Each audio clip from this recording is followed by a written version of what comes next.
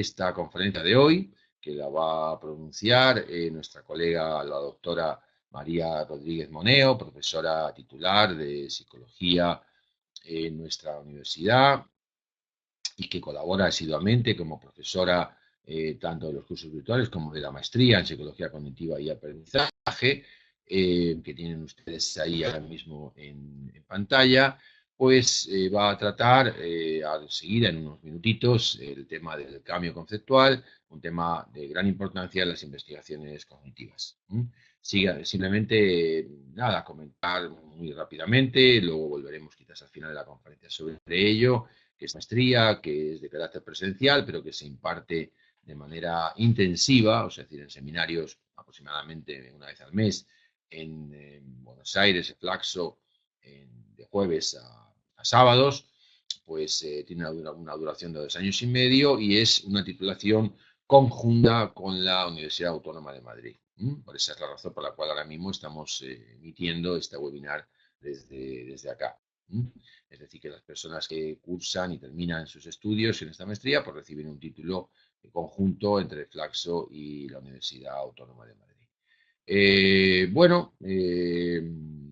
Nada más, presentar a la doctora María Rodríguez Moneo, que es una investigadora con una larga tradición en estos temas. Actualmente es también la directora del Instituto Universitario en Ciencias de la Educación de esta universidad, con una gran experiencia en esta temática y en diferentes ámbitos, como por ejemplo también las nuevas tecnologías y educación, en fin, y siempre, digamos, muy atenta a las diferentes transformaciones que son necesarias en los sistemas educativos. Ha sido también asesora y ha ocupado cargos en el Ministerio de Educación de España y tiene también experiencia en otros países de América Latina.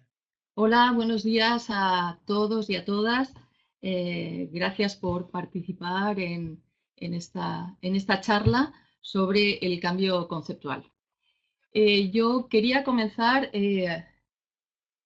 recordando un dicho popular que existe en nuestro país y que dice lo siguiente: renovarse o morir, que es lo mismo que decir cambiar o dejar de estar vivo, ¿no?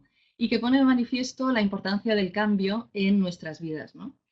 Hay en la literatura, en las novelas, la poesía, se ha dedicado atención al cambio, ¿no? En la ciencia también, en la biología, por ejemplo, se ha estudiado el cambio de los organismos, en la geografía, el cambio en el paisaje, en las ciencias sociales, la sociología, la historia, el cambio en las sociedades, ¿no? En la sociedad en la que estamos inmersos en este momento, que es una sociedad en la que se producen grandes transformaciones y transformaciones muy rápidas, ¿no? Como veremos después, el cambio también es muy importante. Y en esta charla que voy a compartir con ustedes, vamos a hablar exactamente de este tema, del cambio conceptual. En este caso, es el cambio en las estructuras de conocimiento, de base conceptual que poseen las personas.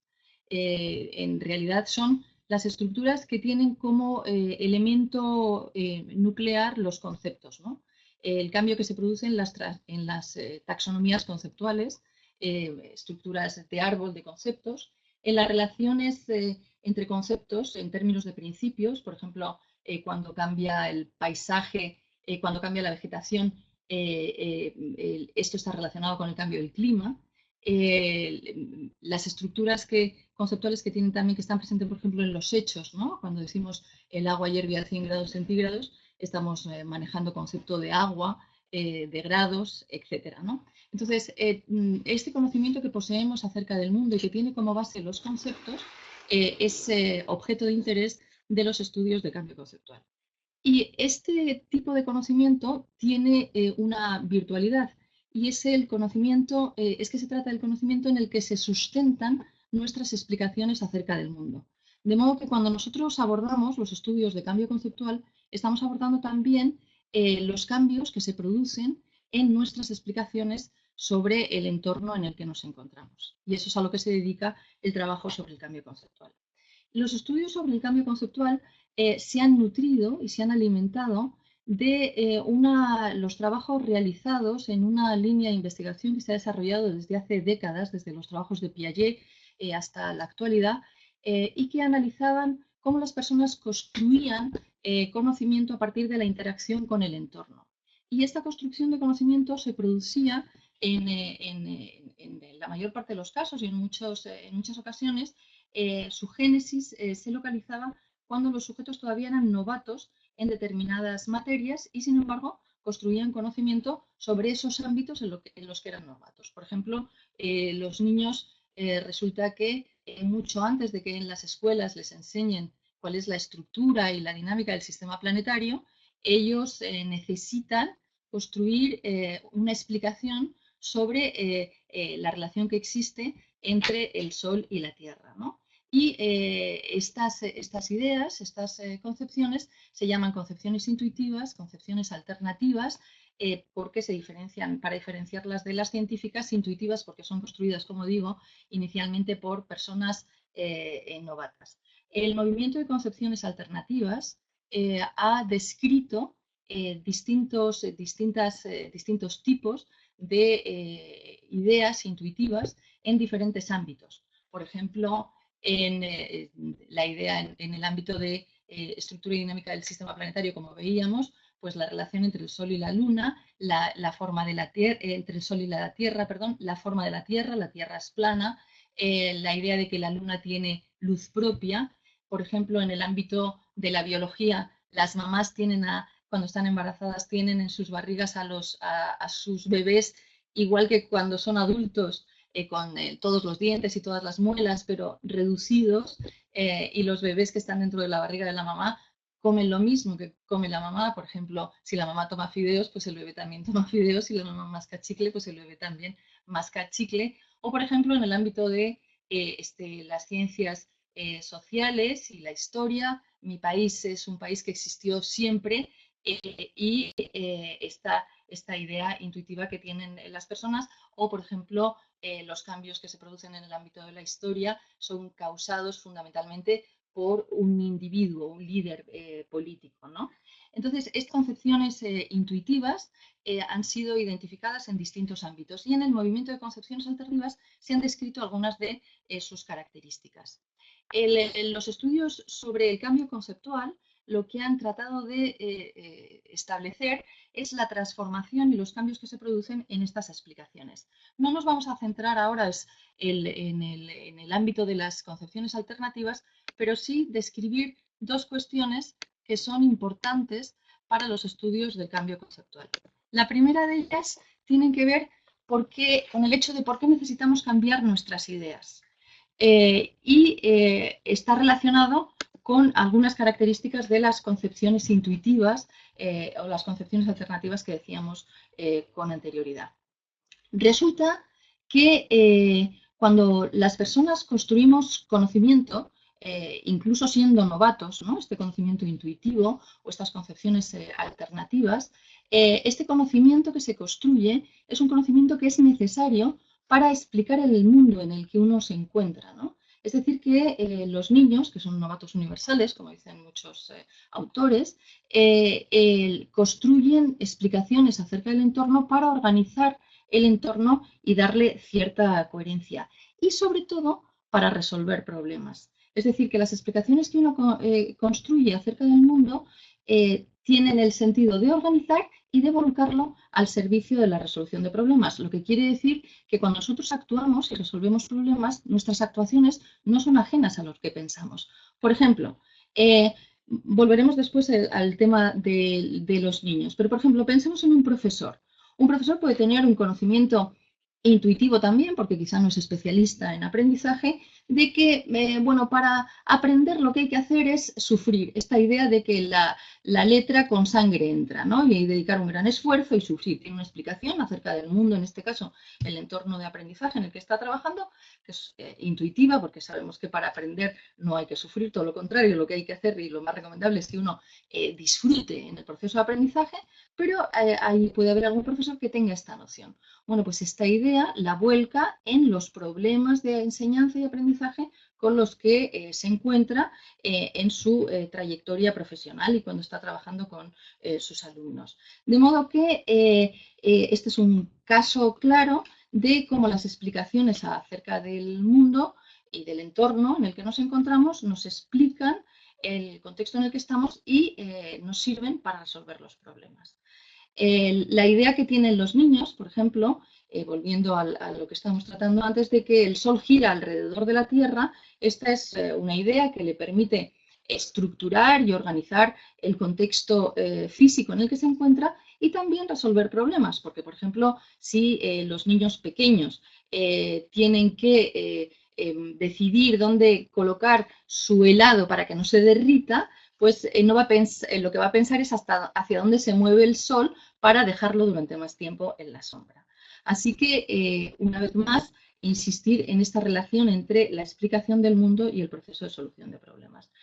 Sin embargo, siendo esta construcción de conocimiento intuitivo muy importante y dando mucho valor al conocimiento en el sentido de organización del entorno y volcarlo al servicio de solución de problemas, el conocimiento intuitivo es muy limitado. Y es muy limitado porque tiene algunas limitaciones, porque es un conocimiento que está construido por personas que tienen poco nivel de pericia. Así que es necesario, para entender mejor el mundo y para resolver mejor los problemas, que se produzcan transformaciones en este conocimiento intuitivo o en estas concepciones alternativas.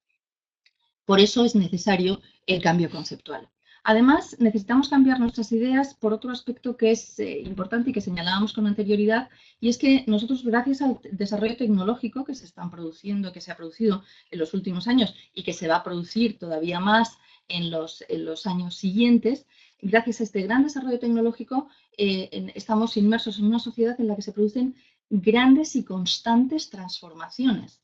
En todos los ámbitos y, desde luego, en el ámbito que tiene que ver con el conocimiento de estas disciplinas. Eso ha hecho que en los sistemas educativos de los países de Europa, de América Latina, se ponga de manifiesto la necesidad de un aprendizaje permanente a lo largo de la vida, ¿no? Y, por tanto, un cambio conceptual, porque el cambio conceptual es un proceso de transformación en el conocimiento de base conceptual, el conocimiento del saber decir y en el conocimiento acerca de las explicaciones que poseemos acerca del mundo. Así que esta es otra de las razones por las que necesitamos cambiar nuestras ideas. Bueno, decía que otras de las preguntas que se derivan de los trabajos y de la línea de investigación sobre las concepciones intuitivas, las concepciones alternativas, los trabajos en este ámbito han puesto de manifiesto que estas concepciones son muy resistentes al cambio.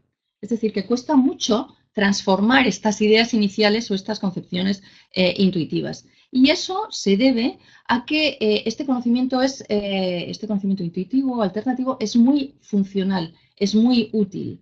Es decir, que es un conocimiento que no busca el rigor científico ni la verdad científica, sino que lo que busca es la funcionalidad. De modo que al novato, al niño o el adulto que es novato, no le importa mucho si es adecuado o incorrecto que sea el Sol el que gira alrededor de la Tierra o la Tierra alrededor del Sol. No le importa saber cuál es la verdad. Lo cierto es que en la dinámica en la que él se desenvuelve es el Sol el que se va trasladando y el que va generando distintas sombras que a él le permiten resolver problemas. O no le importa mucho saber si lo que explica la flotación de los cuerpos es la densidad de los objetos, la densidad del fluido, sino que lo que le importa es saber si su objeto, su juguetito, va a flotar o se va a hundir, y en ese sentido hace un análisis del peso, pero no un análisis científico. Por tanto, buscan la funcionalidad. Resulta que esto está ligado a otra característica de este conocimiento intuitivo, y es que cuando algo es útil, se utiliza, cuando algo es funcional, se usa con frecuencia. Es decir, aquellas cosas que nos resultan útiles, las utilizamos a menudo. Y cuando nosotros utilizamos el conocimiento a menudo, lo estamos repasando. Es decir, que el repaso no solamente es repasar una lista de ríos de un país o una lista de líderes políticos, sino que, y no enterarse de lo que uno está diciendo, sino que repasar es usar el conocimiento. Entonces, el conocimiento que se está usando se está repasando permanentemente. Y cuando un conocimiento se repasa, se afianza y se consolida. Y esto es una de las razones por la que cuesta cambiar este conocimiento intuitivo que es útil y que se emplea con frecuencia. Hay otro elemento que está incidiendo en el hecho de que cueste tanto cambiar estas ideas, y es la incertidumbre que está presente en los retos que presenta el aprendizaje. Cuando nosotros aprendemos, el proceso de aprendizaje tiene algunas características, ¿no? Por ejemplo, en el proceso de aprendizaje pues se cometen algunos errores y por eso en este momento se está indicando en los contextos educativos y en los contextos culturales que el error no se conciba como algo negativo, sino como algo natural y vinculado al aprendizaje mismo. Dicho de otra manera, si uno no se confunde, no puede aprender, es difícil que aprenda. Bueno, pues del mismo modo que el error está vinculado al aprendizaje, el aprendizaje supone una serie de retos o de desafíos que generan cierta incertidumbre, cierta inseguridad. Por ejemplo, cuando nosotros nos enfrentamos a un problema nuevo, este problema no es un problema conocido por nosotros, por el hecho de ser nuevo, ¿verdad?, en todos sus extremos, y entonces nos genera cierto desafío, cierto reto, y produce una incertidumbre en nosotros. Bueno, pues cuando las personas tenemos que cambiar unas ideas que nos han resultado útiles durante mucho tiempo y funcionales, pues esta transformación en las ideas genera en nosotros cierta incertidumbre, cierta inseguridad. Eso incide en el hecho de no querer transformarlas y no querer cambiarlas en muchas ocasiones. En todo caso, en los estudios sobre el cambio conceptual, lo que se analiza y lo que se investiga es las transformaciones en estas nociones, en las explicaciones acerca del mundo que van transformándose con el curso del aprendizaje. Los estudios sobre el cambio conceptual se han desarrollado desde los años 80 hasta acá, de una manera bastante extensa y bastante amplia. Hay una grandísima producción de investigaciones sobre el cambio conceptual. Y estas investigaciones que se desarrollan, como digo, sobre todo a partir de los trabajos de Posner y colaboradores del 82, ¿verdad? Estas investigaciones tienen un interés básico y también aplicado, ¿no? Desde el punto de vista básico, los estudios de cambio conceptual son interesantes porque nos van indicando cómo se van generando los cambios en esta estructura de conocimiento declarativo, ¿no? El conocimiento de base conceptual que decíamos antes, ¿no? Desde el punto de vista aplicado, los estudios de cambio conceptual también son interesantes porque nos proporcionan mucha información para saber cómo tenemos que organizar las cosas para favorecer un buen aprendizaje y un buen cambio conceptual. Y en este sentido nos arrojan luz para mejorar los contextos educativos en los que están aprendiendo los estudiantes y contribuyen a mejorar el proceso de enseñanza, el proceso de aprendizaje y con ello la calidad de la educación. Los estudios de cambio conceptual, que como decía antes han sido muy extensos, se pueden categorizar en tres grandes bloques. Por un lado, y que se corresponden además con tres ámbitos o tres enfoques de la psicología cognitiva actual, ¿no? Por un lado, los modelos fríos del cambio conceptual.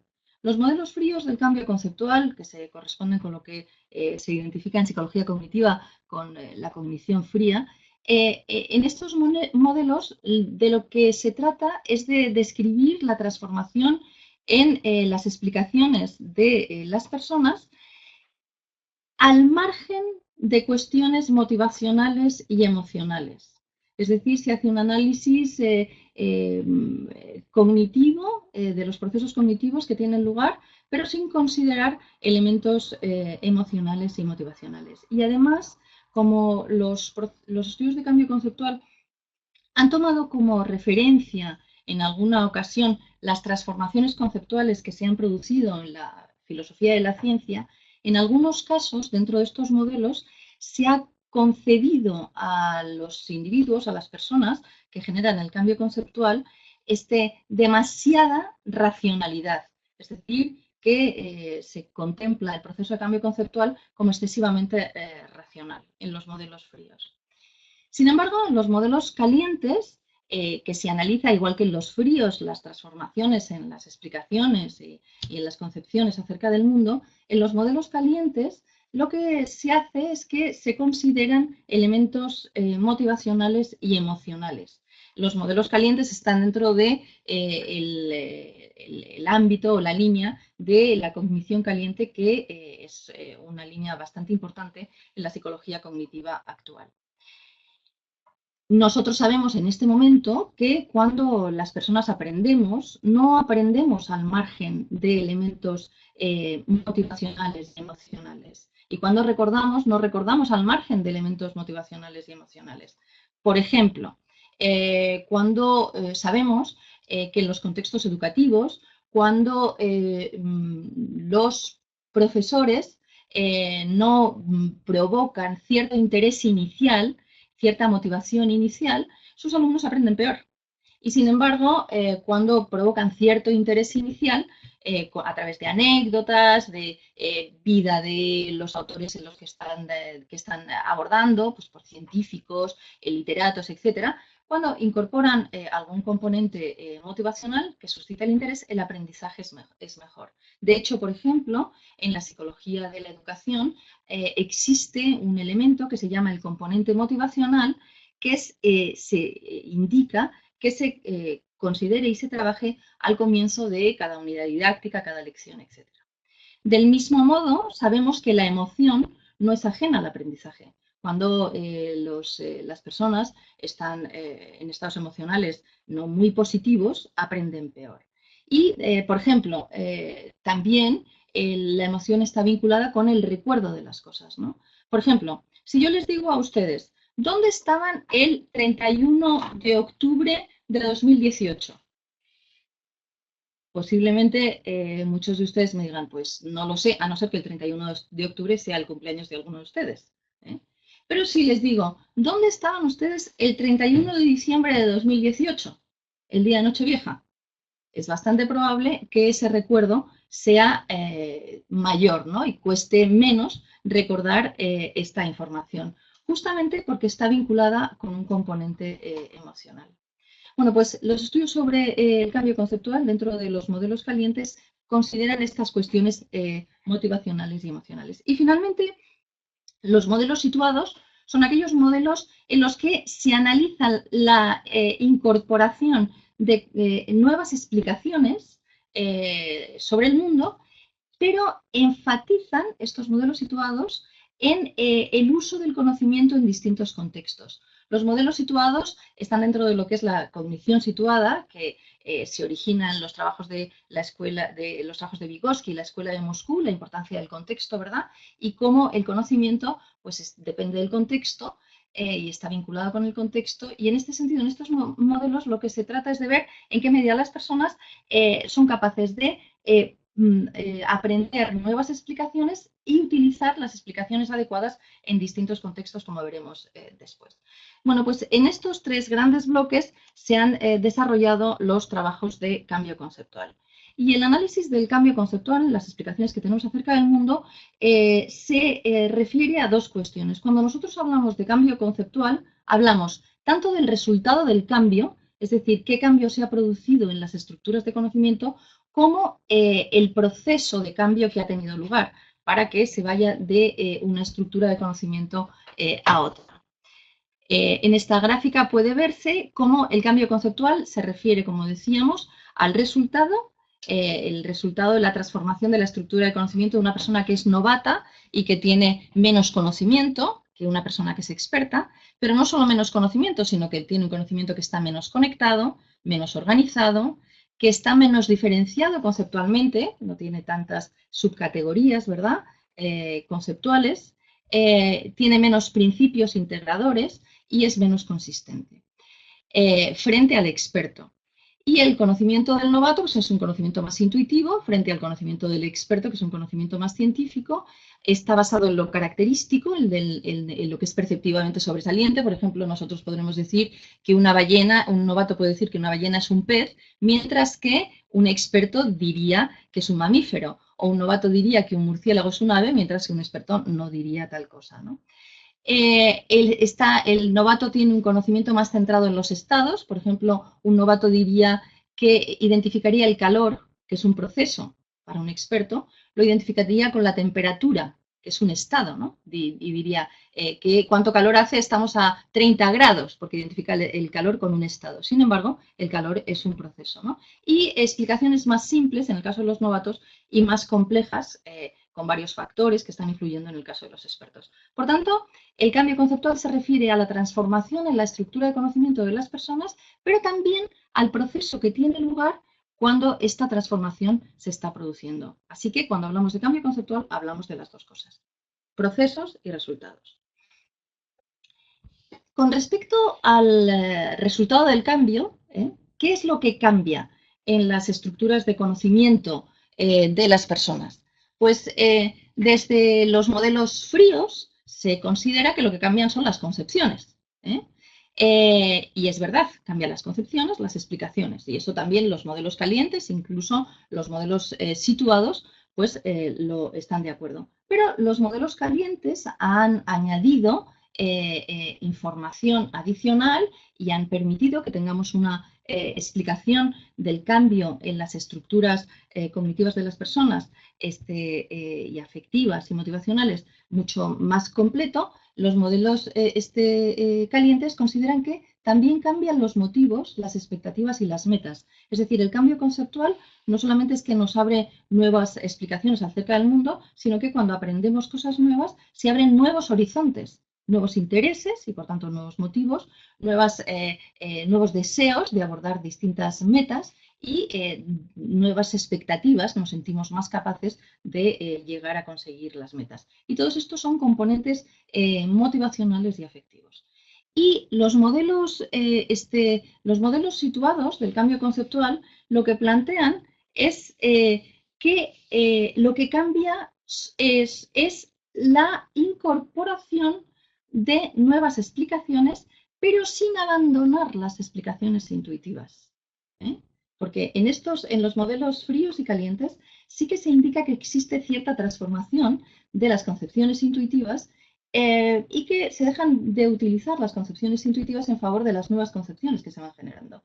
Sin embargo, en los modelos situados lo que se indica es que uno mantiene sus concepciones intuitivas y lo que adquiere son nuevas concepciones y lo que aprende con el cambio conceptual es a utilizar las concepciones adecuadas en los distintos contextos. Por ejemplo, desde los modelos situados se explicaría el hecho de siguiente: un astrónomo tiene un conocimiento absolutamente extenso y amplio, porque es un experto, de la estructura y dinámica del sistema planetario. Por tanto, sabe perfectamente, obviamente, que es la Tierra la que gira alrededor del Sol.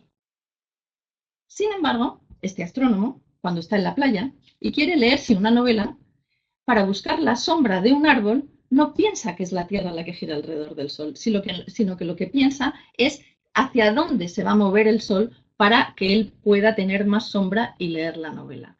De modo que en estos modelos, lo que se plantea en los modelos situados es que uno no necesariamente produce transformaciones en sus estructuras iniciales, sino que lo que hace, intuitivas en algunos casos, sino que lo que hace es que adquiere nuevas concepciones y aprende a utilizar las concepciones adecuadas en los contextos precisos. Entonces, el astrónomo, en el contexto de su disciplina, no utilizaría nunca la idea de que es el Sol el que gira. Sin embargo, en el contexto de la playa, sí.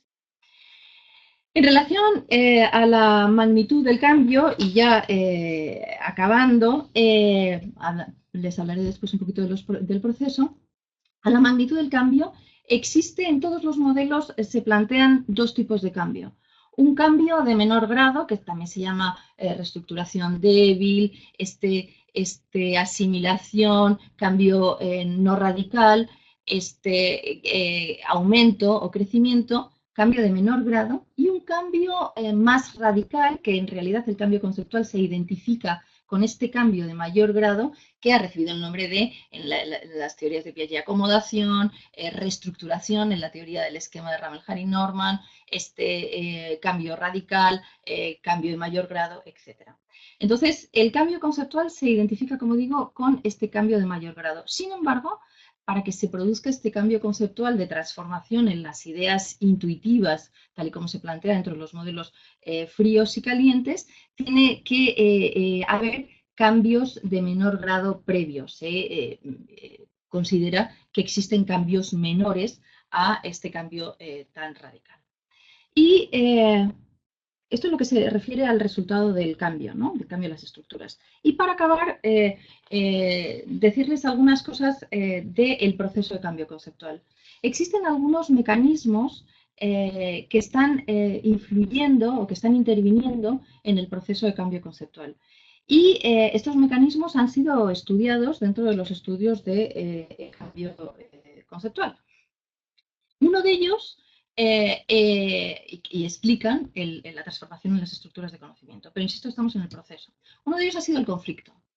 El conflicto, y se han utilizado muchos en la psicología, en aplicaciones a la educación, ¿no? Se han propuesto desde la psicología del aprendizaje, también desde la psicología de la educación, y se han aplicado a la educación. Uno de los mecanismos, el más analizado y estudiado, es el conflicto. La idea es la siguiente: las personas transforman o tienen la necesidad de cambiar sus estructuras de conocimiento cuando ven que sus estructuras de conocimiento no son tan eficaces como ellos pensaban. Por ejemplo, pensemos que un niño piensa que es el peso lo que explica la flotación de los cuerpos. Y piensa que es el peso porque en ausencia de la explicación científica, digamos, es la mejor explicación posible, es una explicación bastante inteligente, porque suele suceder que los objetos ligeros flotan y los objetos pesados se hunden. Pero no es el peso lo que explica la flotación. Entonces, si nosotros queremos que se genere un cambio en esta idea del peso, lo que tenemos que hacer es hacer ver a este niño que su idea del peso no es muy efectiva. Y le podemos presentar situaciones que le generen conflicto. Por ejemplo, bueno, ¿y un barco te parece que es un objeto pesado? Sí. ¿Y por qué flota? Porque no se hunde. Entonces, esta idea debilita su noción de que es el peso lo que explica la flotación. Entonces, trabajar sobre la base del conflicto para debilitar las ideas iniciales que queremos que se transformen es bastante interesante. Y es bastante interesante, entre otras cosas, para contribuir, cuando estamos trabajando con profesores, a que los profesores utilicemos una estrategia que, no sé si se me permite, pero podríamos decir que es un poquito paradójica o quizá maquiavélica. Y es la siguiente. En ocasiones nosotros les decimos a los chicos cuando vienen a nuestras clases: bueno, esta idea que te sirvió durante 10 años en tu vida para explicar la flotación de los cuerpos, pongo por caso, olvídate de ella, olvídate. Y ahora te crees lo que yo te digo. Y no se le hace ningún ejercicio para debilitar esa idea, ninguna explicación para que vea que esa idea no es tan efectiva, no se trabaja sobre el conflicto. Simplemente se les pide un acto de fe. Olvídate de esto que te sirvió y créete lo que yo te digo. Es un acto de fe, porque aquí el que tiene razón en el aula soy yo, que soy la profesora, ¿no? Entonces, los profesores a menudo hacemos eso y resulta que cuando los alumnos no hacen este acto de fe y no siguen literalmente lo que nosotros les decimos, nosotros apostillamos lo siguiente: es que no piensan estos alumnos. Y es una paradoja, porque les estamos pidiendo un acto de fe y luego decimos que no piensan. Bueno, pues para hacer y trabajar en las transformaciones, en las ideas intuitivas de nuestros alumnos, tenemos que trabajar sobre no pedirles actos de fe y trabajar con racionalidad, ¿no? Otro mecanismo de cambio conceptual es la analogía. La analogía es muy importante y muy interesante para trabajar la comprensión de las nuevas explicaciones que se ofrecen, ¿no?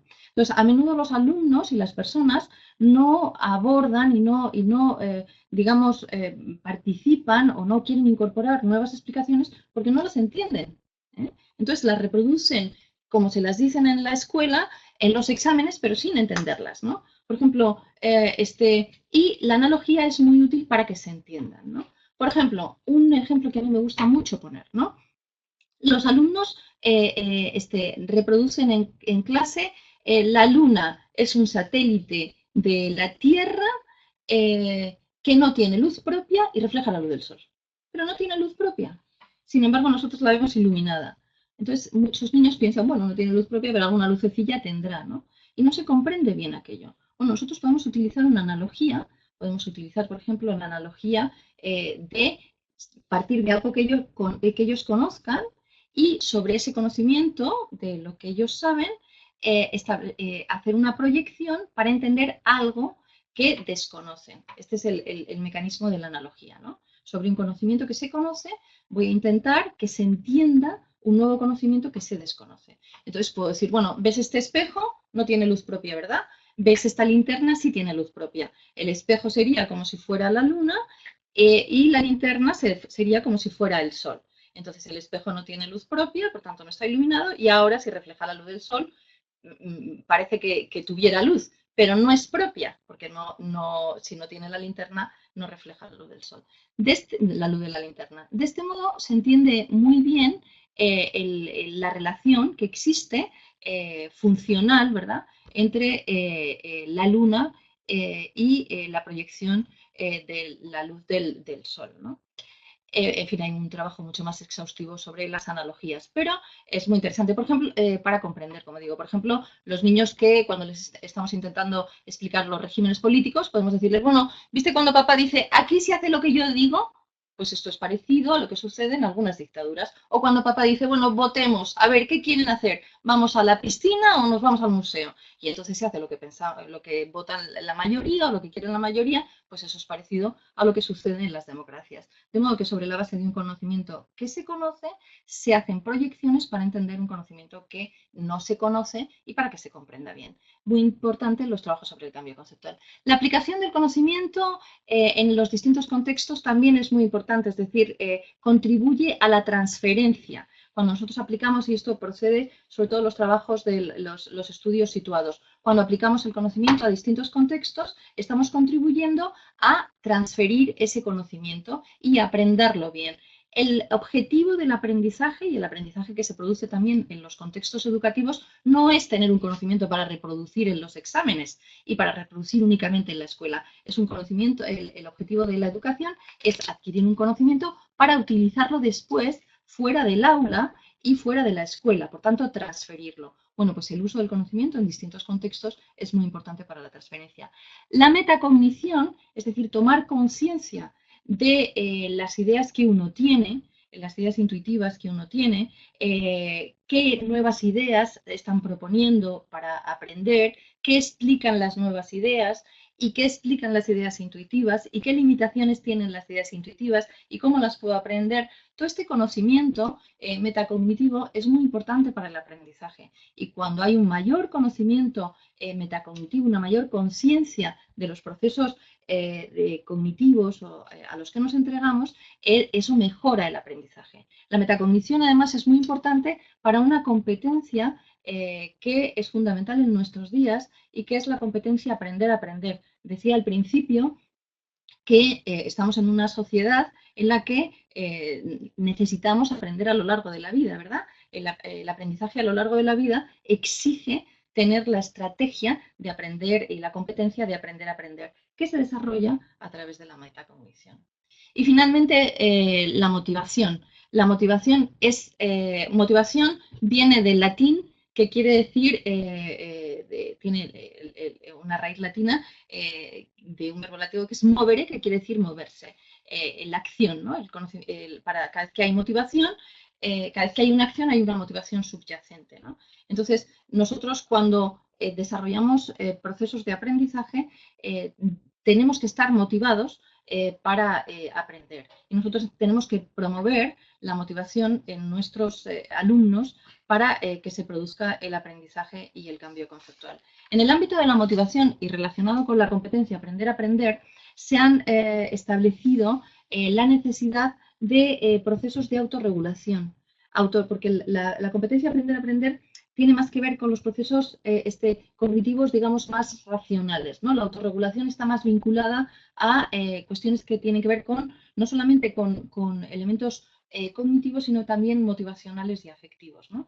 Entonces, la autorregulación es la capacidad que tienen las personas para no desviarse de la consecución de una meta, es decir, para controlar sus emociones, sus pensamientos y sus acciones para alcanzar las metas que se proponen, ¿no? Y todo eso se aborda desde el ámbito de la motivación. Por otra parte, es muy importante que las personas se pongan cada vez nuevos retos, nuevas metas en sus vidas, ¿no? Y esto también se contempla en la sociedad actual en el ámbito de todo lo que es el emprendimiento, ¿no? Entonces, la motivación está vinculada, en fin, no podemos profundizar ahora en todas estas cuestiones, pero la motivación está muy vinculada con dos aspectos que son muy importantes, que es la autorregulación y el emprendimiento.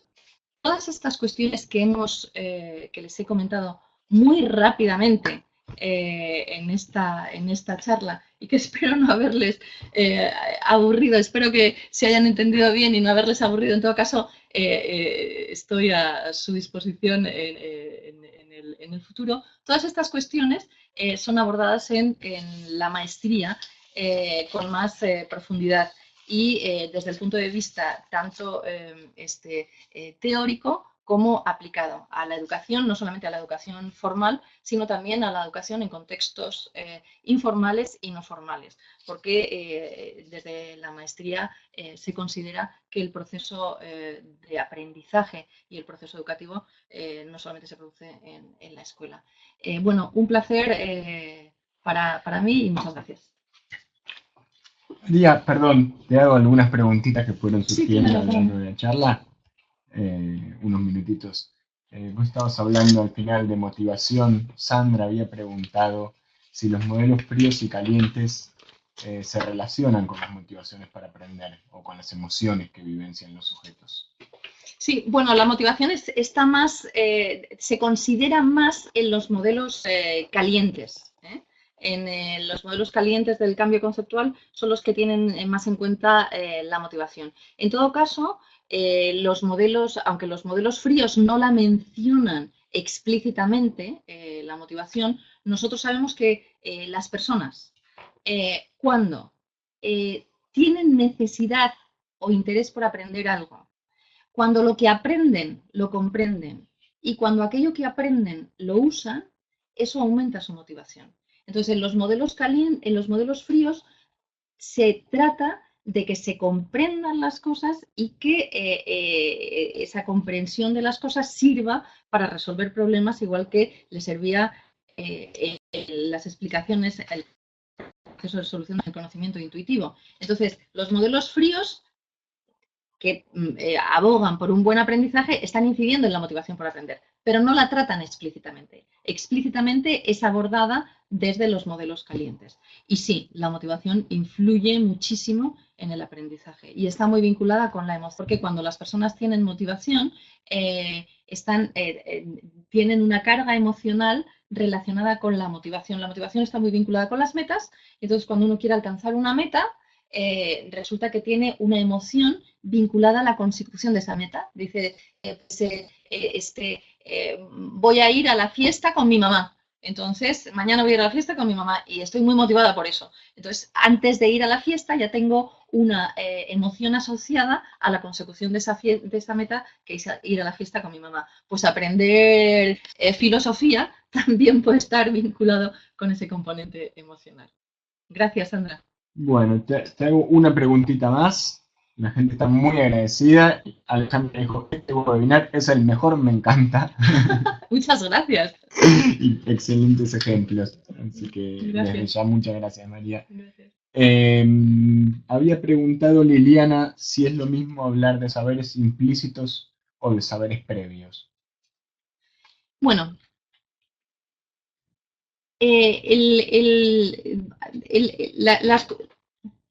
las concepciones, el estudio de concepciones alternativas que me refería al principio y del que se nutren mucho los trabajos de cambio conceptual, ha sido muy extenso, desde los trabajos de Piaget hasta la actualidad. Por tanto, se llevan décadas produciendo investigaciones y publicaciones en torno a este conocimiento de concepciones alternativas. Entonces, ha sido tan amplio que este conocimiento ha recibido distintas denominaciones. Se ha llamado concepciones intuitivas, concepciones alternativas, concepciones caseras, porque para diferenciarlas del contexto en el que se aprenden, que es el contexto de la escuela, y una de las concepciones de las etiquetas que ha recibido es concepciones implícitas.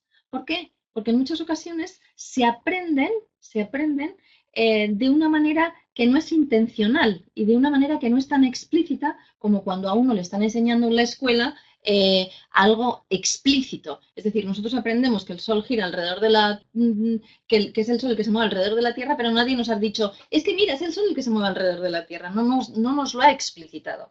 Entonces, esto es una característica de las concepciones implícitas, alternativas, intuitivas, etc. Con esto quiero decir que todo este ámbito de conocimiento ha recibido distintas etiquetas, pero responden todos al mismo fenómeno. Tienen características comunes. Ahora bien, por tanto, implícito se puede identificar con todo aquello que decía. Ahora bien, cuando nosotros nos estamos refiriendo a que este conocimiento que tienen las personas es el conocimiento con el que vienen a clase y sobre el que van a construir todas aquellas cuestiones que van a aprender en clase, si estamos poniendo el foco en esa parte, entonces hablamos de conocimiento previo. Si estamos poniendo el foco en que son implícitas frente a las explícitas de la escuela, pues hablamos de implícito explícito. Si intuitivas frente a científicas o caseras frente a escolares o alternativas frente a científicas, es que ponemos el foco como en distintas partes. Pero cuando hablamos de que son previas al proceso de aprendizaje y que sobre ellas, como dice Ausubel, es sobre el que se va a construir el aprendizaje posterior, entonces estas concepciones implícitas se pueden identificar con el conocimiento previo de los alumnos. María, muchísimas gracias. Hay un montón de preguntas que vamos a evitar por ahora para dejarte ir a tomar el café tranquila. Muy bien. Mucho relacionado con cómo evaluar, cómo aplicarlo en el aula y demás, Sí, es verdad. que sabemos que estás trabajando sobre el tema. Invitamos a todos los que están presenciando esta charla a inscribirse a la maestría. Están pidiendo por la maestría virtual, estamos trabajando en eso. También está el resto de nuestra propuesta de formación, que es completamente virtual, así que invitamos a entrar a posgradoscarretero.com para conocer la propuesta educativa que comienza en abril de 2019. Y una vez más agradecerte muchísimo por esta actividad y por los ejemplos que diste y por compartirnos todo esto. Bueno, muchas gracias a Mario por la invitación, muchas gracias a Federico también por todas las atenciones y muchas gracias a todos ustedes. Yo, para finalizar, solamente decirles que les animo a participar en la maestría porque se profundizan en todas estas cuestiones de una forma bastante interesante y con una orientación tanto teórica para entender de lo que estamos hablando como aplicada y práctica en talleres de todo lo que se aplica a la educación. Yo, además, seguramente, si se apuntan a muchos de ustedes, les veré en Buenos Aires porque participo activamente en esta maestría. Muchas gracias.